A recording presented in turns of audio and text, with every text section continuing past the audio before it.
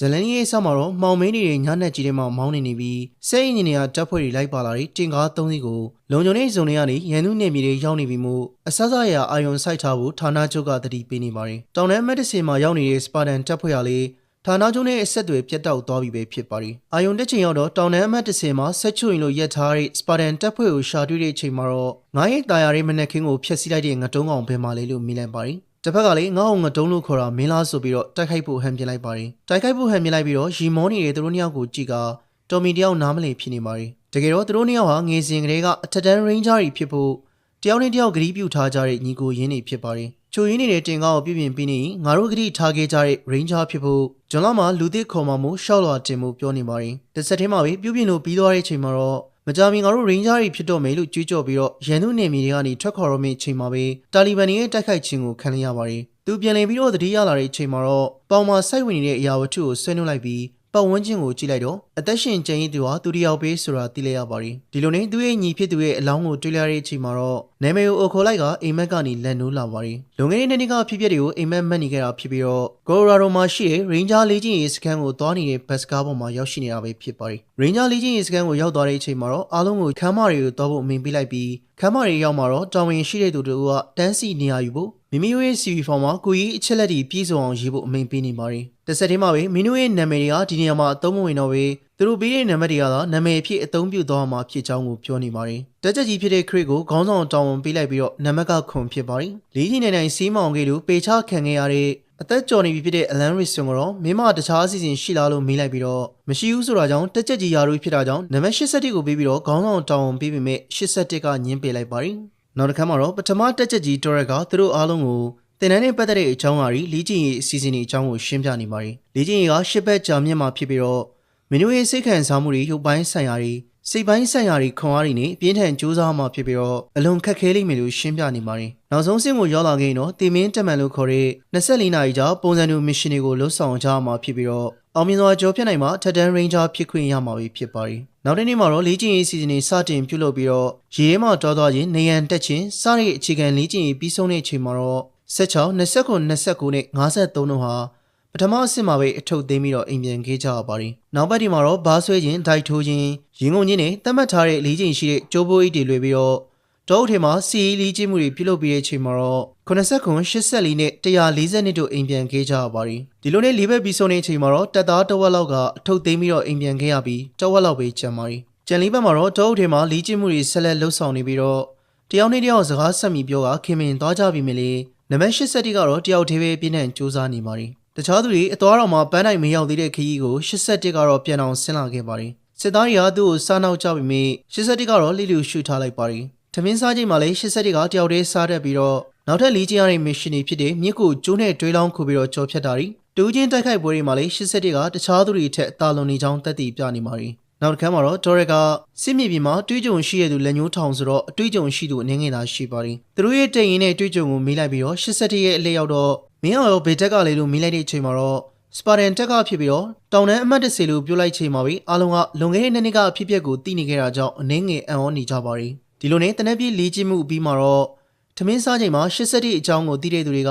မသိသေးတဲ့သူတွေကိုရှင်းပြနေတာကြောင့်ထမင်းစားရင်းနဲ့စကားပြောနေတဲ့တပ်သားတွေကိုတာဝန်ရှိသူကစူပူလိုက်ပြီးတော့တောင်ကုန်းတက်ဖို့အပြစ်ပေးလိုက်ပါတယ်။ဒီလိုနဲ့6ပတ်မြောက်ရောက်လာတဲ့အချိန်မှာတော့စစ်စင်ရေးမစ်ရှင်တွေကပုံမူခက်ခဲတဲ့လေ့ကျင့်မှုတွေနဲ့အတူကျိုးကိုအသုံးပြုပြီးတော့တောင်ပေါ်ကဆင်းတာတွေစသဖြင့်လေ့ကျင့်ခဲ့ကြရပါတယ်။ဒီလိုနဲ့ထက်တန်း ranger ဖြစ်ဖို့နောက်ဆုံးဘက်ကိုရောက်လာခဲ့ပြီးဝိတ်တုံးပေါ်မှာရေထဲမှာလမ်းလျှောက်ရတဲ့မစ်ရှင်တစ်ခုကိုပြုလုပ်နေစမှာပဲ81ဟာရေထဲမှာလမ်းလျှောက်နေရင်းနဲ့တောင်တန်းအမတ်10တုန်းကရခဲ့တဲ့ပေါင်ကဒဏ်ရာပြန်ပေါ်လာပြီးတော့81ရဲ့စိတ်တရားလေးလွန်ခဲ့တဲ့နှစ်နှစ်ကသူ့ညီနဲ့အတူဖြစ်ခဲ့တဲ့အဖြစ်အပျက်တွေကိုပြန်တွေးမိရင်းနဲ့ရေထဲမှာသတိမိမျောသွားတာကြောင့်ကန်ရီကဆွဲထုတ်လိုက်ပြီးတော့ရင်ဘတ်ကိုဖိကသတိပြန်လည်လာစီခဲ့ပါတယ်။ဒါကိုကြည့်နေတဲ့ပထမတက်ချက်ကြီးတော်ရက်က81ကိုရုံးခန်းနဲ့ခေါ်လိုက်ပါတယ်။ NASA အသိပညာပညာရှင်တွေရဲ့တွေ့ရှိချက်ရောက်ဥက္ကပြန်တစ်ခုကကွဲထွက်သွားပြီးတော့ညီညာတဲ့ကြိုသိန်းတစ်ခုဖြစ်နေကဘာမြေပေါ်ကိုဆင်းသက်လာနိုင်ကြောင်းသတင်းတင်ဆက်နေပါတယ်။တက်ချက်ကြီးတော်ရက်နဲ့ဒုတက်ချက်ကြီးဟာ81ကိုရုပ်ပိုင်းဆိုင်ရာမှာပြောစရာမရှိပေမဲ့စိတ်ပိုင်းဆိုင်ရာမှာလိုအပ်ချက်တွေရှိနေတာကြောင့်အိမ်ပြန်လို့ရပြီဖြစ်ကြောင်းကိုအသိပေးလာပါတယ်။ဒါကိုလက်မခံနိုင်တဲ့81ကဘာအားနည်းချက်ရှိလို့လဲလို့မေးလိုက်တော့ညာဘက်မိတ်တာတွေအတင်းဖွဲ့နေမှာဘူးပေါင်းတာတွေပြင်ပထမလေးချိန်မင်းရဲ့ရှောက်လွာကိုပေးချတော့ကလေ IASP ထံမှာမင်းဘာမှစုံစမ်းခဲ့ဖို့မရဘူးဒါတွေက ranger တယောက်ဖြစ်ဖို့မကိုက်ညီတဲ့အချက်တွေပဲလို့ဖြေရှင်းချက်ပေးလိုက်ပါတယ် ဒါပေမဲ့87ရာမြေမှုသမျှတပ်သားတွေရဲ့မှအထူးချွန်ဆုံးဖြစ်နေတာကြောင့်အခွင့်အရေးပေးတဲ့အနေနဲ့နောက်ဆုံးချီတက်ပွဲမှာပါဝင်ခြင်းအခမ်းအနားထွက်သွားပြီးတော့မစ်ရှင်အတွက်ပြင်ဆင်မှုအမိန့်ပေးလိုက်ပါတယ်ထွက်သွားပြီးရင်တော့ဘယ်တော့မှနောက်ပြန်လဲခွင့်မရှိတော့ဘဲနဲ့အကြမ်းတမ်းဆုံးအနေနဲ့ရင်ဆိုင်မှာဖြစ်ပြီးတော့ကိုဘွားကိုကေတင်ချင်းတော့စာရွက်ပေါ်မှာလက်မှတ်ထိုးပြီးတော့အိမ်ပြန်နိုင်တယ်လို့ပြောနေပါတယ်87ကလည်းစဉ်းစားမနေဘဲနဲ့အခမ်းအနားချက်ချင်းထွက်သွားလိုက်ပါတယ်နောက်နေ့လေးချင်းခွင်းမှာတော့တက်ချက်ကြီးတော်ရက်ကနံပါတ်38 44 59 60 81နဲ့နောက်ထပ်96 109 111တို့ကိုရှစ်တလန်းတိုးခန့်လိုက်ပါတယ်ကျန်နံပါတ်တွေကတော့နောက်ဆုံးဆင့်ကိုမအောင်မြင်မဲနဲ့အိမ်ပြန်နိုင်ပြီလို့အတည်ပြုလိုက်ပါတယ်ရိန်းဂျာတယောက်ဖြစ်ဖို့နောက်ဆုံးမစ်ရှင်အတွက်ပြင်ဆင်ဖို့မိနစ်30အချိန်ပေးလိုက်ပါတယ်အဲဒီနောက်မှာတော့နောက်ဆုံးမစ်ရှင်ဖြစ်လှုပ်ဆောင်အောင်မာတွေကိုတော်ရက်ကရှင်းပြနေပါတယ်ရန်သူနယ်မြေထဲမှာလျှို့ဝဲလေရင်တစည်းပြစ်ချခံခဲ့ရတာကြောင့်ရိန်းဂျာတွေကသူတို့ရဲ့လေ့ကျင့်မစ်ရှင်ဖြစ်တဲ့အဲဒီလေရင်ကိုရှောက်ဖွေဖို့နဲ့ကေစီဖို့လှုပ်ဆောင်အောင်မှာဖြစ်ပါတယ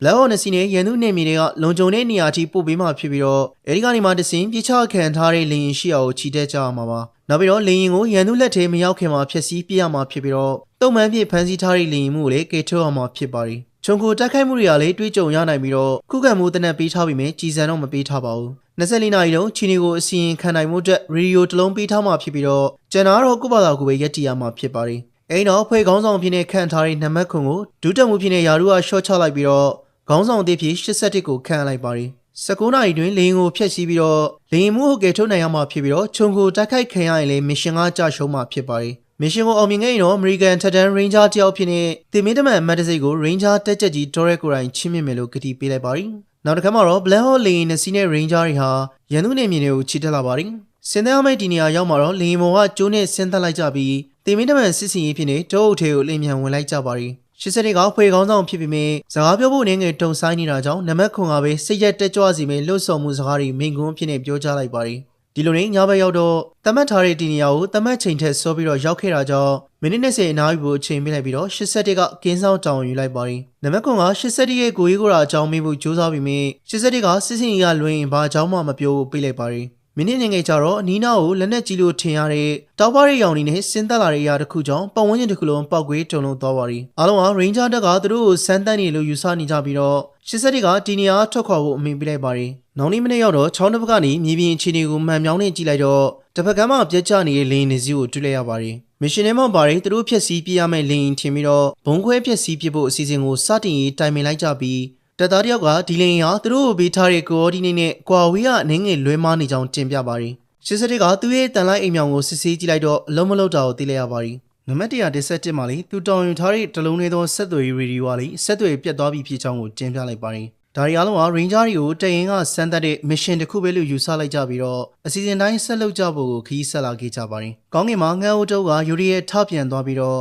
87ကလည်းဝီတနီယာတောက်ပနေတဲ့တစုံတစ်ခုကိုတတိထားမိလိုက်ပါတယ်။တပ်သား3ယောက်ကလေရင်ပြက်ကြီးကိုဖျက်ဆီးပစ်ဖို့ဖောက်ခွဲကိရိယာတွေတက်ဆင်နေပြီး87ကတော့အစောကတောက်ပနေတဲ့နေရာကိုဥတီပြီးတော့တွားရောက်စစ်ဆေးနေပါတယ်။ဒီနေရာကိုရှာတွေ့တဲ့အချိန်မှာတော့လေရင်ပြက်ကြီးကိုတွေ့လိုက်ရပြီးတော့ချက်ချင်းပဲနောက်ပြန်လှည့်ပြီးတော့တပ်သားတွေရှိရာကိုပြန်ပြေးလာပြီးမြဲတစ်ဖက်မှာလည်းစီစဉ်တိုင်းတပ်သားတွေကဖောက်ခွဲကိရိယာတွေတက်ဆင်ပြီးတော့ဖောက်ခွဲလိုက်ပါတယ်။ပေါက်ကွဲသွားပြီးတဲ့နောက်လေရင်ပြက်ကြီးကဘာမှထိခိုက်ပျက်စီးခြင်းမရှိတာကြောင့်အားလုံးကအံ့ဩနေကြပါတယ်။ရုတ်တရက်အဲ့ဒီအရာဆေးရုပ်ကြီးတစ်ခုပုံစံမျိုးလင်းအောင်နေနဲ့ထလာခဲ့ပါတယ်။မတက်ရလာတဲ့ဆေးရုပ်ကြီးဟာသူ့ရဲ့လင်းအောင်တွေကိုအသုံးပြုပြီးတော့ပတ်ဝန်းကျင်ကိုစကန်ဖတ်လိုက်ပါတယ်။ခဏကြာမှပဲဆေးရုပ်ကြီးရဲ့ခန္ဓာကိုယ်တွေကစတင်ပြစ်ခတ်လိုက်တာကြောင့်တပ်သားတွေအလုံးဘေးလွတ်ရာကိုထွက်ပြေးကြရပါတယ်။တပ်သားတို့ကလက်နက်ထိမှန်ပြီးတော့ကြာဆုံးခဲ့ပြီးမြဲလွန်မြောက်လာတဲ့တပ်သားတွေကလည်းရှေ့မှာပြေးလမ်းမရှိတဲ့ဂျောင်းနဲ့ကြီးပဲရှိတော့တာကြောင့်တခုခုလို့ဖို့စဉ်းစားနေတော့မှပဲသူတို့ရှေ့ကိုဘုံနှလုံးကျလာပြီးတော့ပောက်ကွဲသွားတာကြောင့်တပ်သားအလုံးဂျောင်းနဲ့ကြီးတွေကိုဒလိန်ခောက်ခွေကျသွားခဲ့ပါတယ်။တင်းငုတ်တွေတစ်ပင်တွေကြောက်တုံးတွေနဲ့တိုက်မိတာကြောင့်ဒဏ်ရာရသူအရာတီဆုံးတဲ့တပ်သားတီဆုံးခဲ့ရပါတယ်။87ကတော့လေကြနေရာဒီပြန်ထဖို့ကြိုးစားချိန်မှာပဲလွန်ခဲ့တဲ့နေ့တောင်တန်းအမှတ်30တုန်းကအဖြစ်ပြက်ကိုအမှတ်ရနေပြီးတော့ဒဏ်ရာတွေကအခုရနေတာလားအိမ်မက်လားရောထွေးနေခဲ့ပါတယ်။သတိပြောင်းလာတဲ့အချိန်မှာတော့အော်ဟင်းနေတဲ့တရားကိုရဲ့ပါဇက်ကိုပိတ်လိုက်ပြီးတော့သတိပေးလိုက်ပါတယ်။ကျန်တပ်သားတချို့ကလည်းတင်းကုန်းနဲ့စိုက်မိနေတဲ့တပ်သားတယောက်ကိုကူညီနေကြပြီးတော့နမက်ခွန်ကတော့ခြေထောက်ဒဏ်ရာရနေခဲ့ပါတယ်။အားလုံးကယုံရင်းဆန်ခက်တွေဖြစ်နေပြီးတော့တရင်ကိုသတင်းပို့ဖို့ပြောလာတာကြောင့်ရေဒီယိုကင်ထားတဲ့တပ်သား117ကလည်းပါမလာတော့တာကြောင့်ရေဒီယိုပြန်ယူဖို့နံပါတ်87ကတောင်းယူလိုက်ပါတယ်။ကြောင်တရားနေပိုပြန်လာတဲ့အချိန်မှာတော့ရုပ်ပြက်စင်းပြက်တီဆုံးနေတဲ့တပ်သားတွေကြားကနံပါတ်117ကိုရှာတွေ့ခဲ့ပြီးမြဲရေဒီယိုကပြက်စီးနေပြီးတော့စေယုတ်ကြီးရဲ့ရေဒါတွေကလွန်အောင်ခက်ခက်ခဲခဲနဲ့ကြောက်သေးကိုပြန်ဆင်းလာခဲ့ပါတယ်။နံပါတ်50ခွန်ကလည်းသွေးထွက်လွန်ပြီးတော့တီဆုံးသွားခဲ့ရပြီးစေယုတ်ကြီးကလည်းသူတို့ကိုချီယာခံပြီးဖို့လိုက်ရှာနေတာကြောင့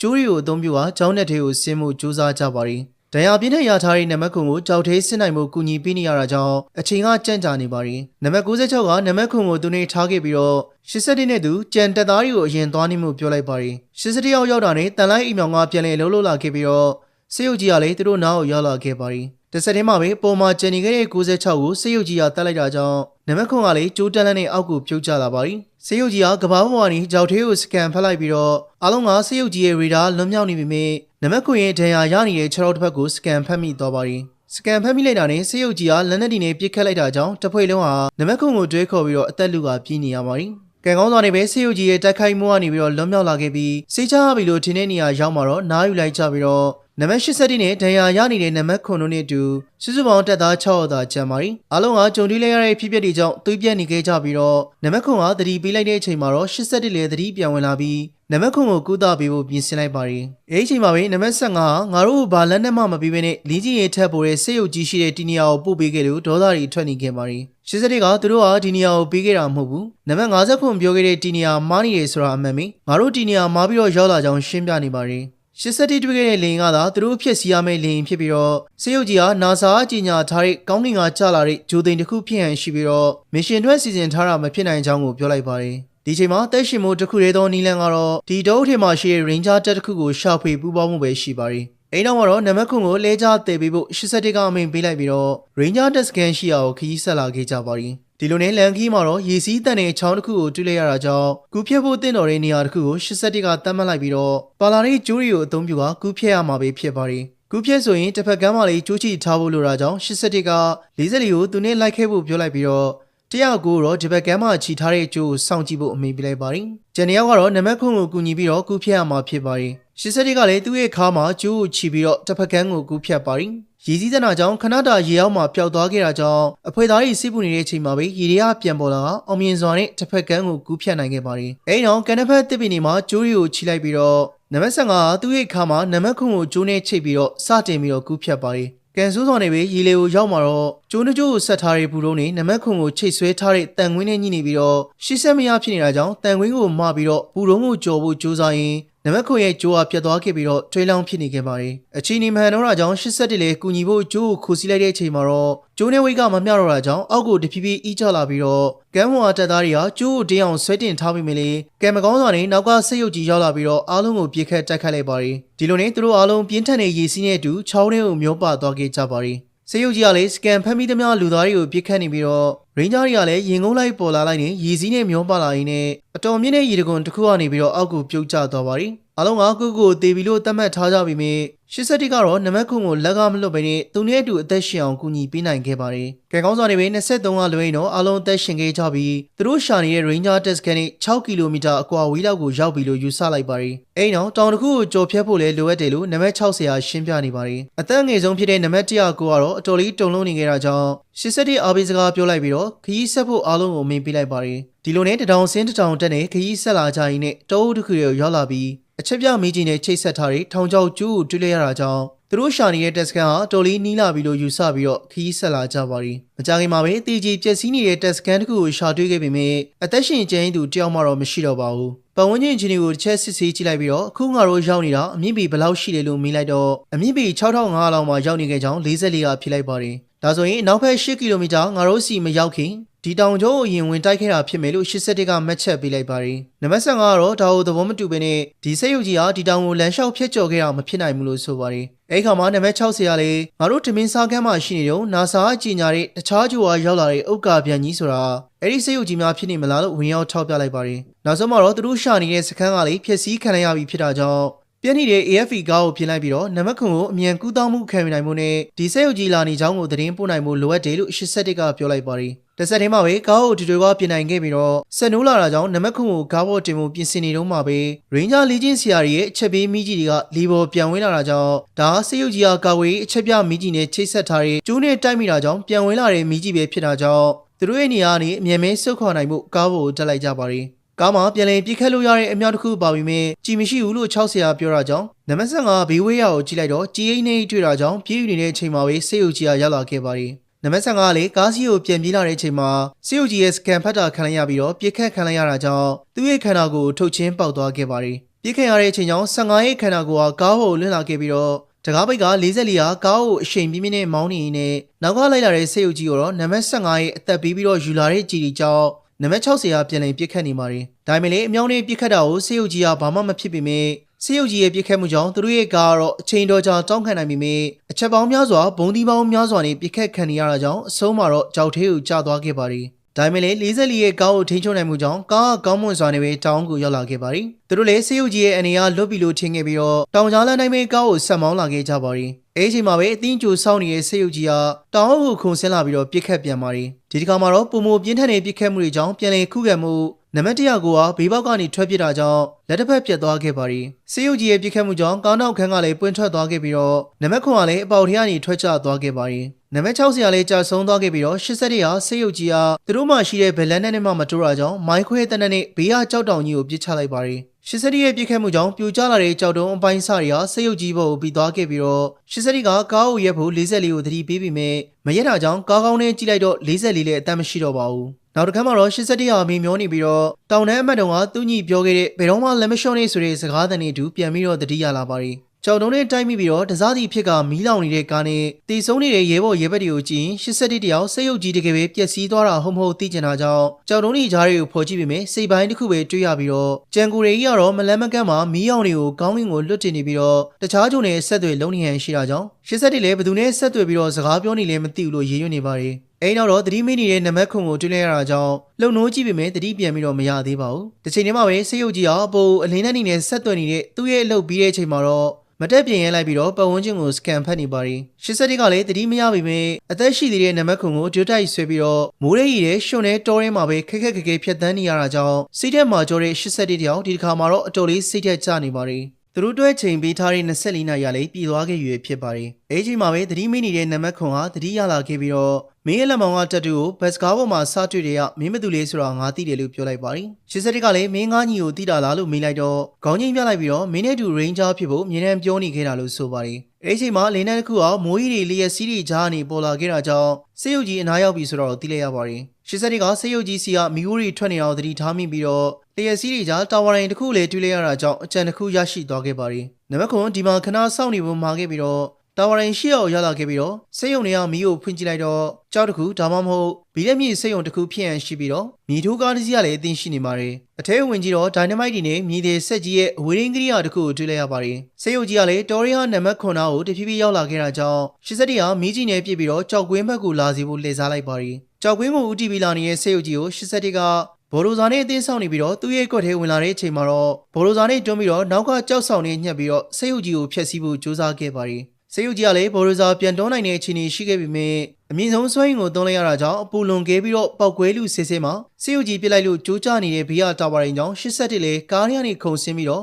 စက္ကန့်ပိုင်းမှာပဲဘော်ရိုဇာရောဆေးရုပ်ကြီးရောပောက်ကွဲပျက်စီးသွားပါတယ်။ဆေးရုပ်ကြီးရဲ့ပြင်းထန်တဲ့ပောက်ကွဲမှုဟာဆေးရုံတွေကဒိုင်နမိုက်တွေကိုကူးဆက်သွားပြီးတော့ကြောက်ကွင်းတစ်ခုလုံးကြီးစားပောက်ကွဲမှုမဖြစ်ခင်လေးမှာပဲထွက်ခွာနိုင်ခဲ့တာကြောင့်အသက်ဘေးကနေလွတ်မြောက်ခဲ့ရပါတယ်။နောက်နေ့မနက်မှာတော့81ရာနံပါတ်ခွန်ကိုထမ်းပြီးတော့တောင်တန်းကြီးကိုဖျက်ကျော်အောင် Ranger တက်စကန်တစ်ခုကိုပို့ပေးနိုင်ခဲ့ပါတယ်။အဲဒီမှာလည်းရုံးရင်းဆန်ခတ်တွေဖြစ်နေပြီးတော့တီဂျီပျက်စီးမှုတွေနဲ့တူရဟိန်တွေကလည်းဂျိုသားအစိပ်ပိုင်းတွေပြစ်ချဖို့ပြင်ဆင်နေကြပါတယ်။ဆရာဝန်တွေကနံပါတ်ခွန်ကိုဆေးကူးသားဖို့ခေါ်သွားခဲ့ပြီးတော့အဲဒီနောက်မှာတော့အရာရှိတဦးကတင်နန်းသားအခုမင်းတို့နှစ်ယောက်ပဲကျန်တော့တာလားငါတို့အချိန်မီမလာပေးနိုင်ကြလို့တောင်းပန်ပါတယ်လို့ဆိုလိုက်ပြီးတော့အခြေစိုက်စခန်းကိုဆေးရုပ်တွေကဝင်တိုက်တာကြောင့်တပ်သားတဝက်လောက်ဆုံးရှုံးသွားပြီလို့ပြောပြနေပါတယ်ဆေးရုပ်တွေကတစ်ကမ္ဘာလုံးအတိုင်းအတာနဲ့ပြန့်နှံ့နေပြီးတော့လူသားမျိုးနွယ်ကိုဖျက်ဆီးဖို့ကြိုးစားနေပြီ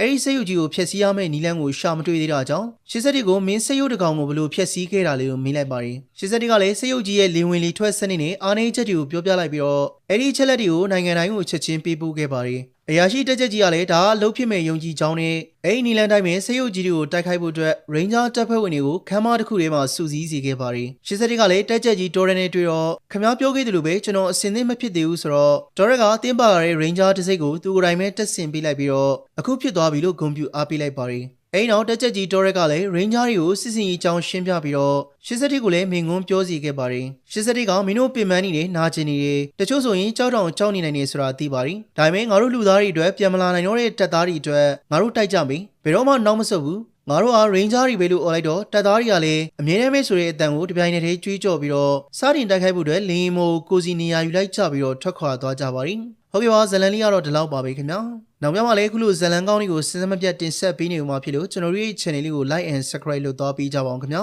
အဆုံးထိနားဆင်မိလို့ကျေးဇူးထူးပဲတင်ရှိပါတယ်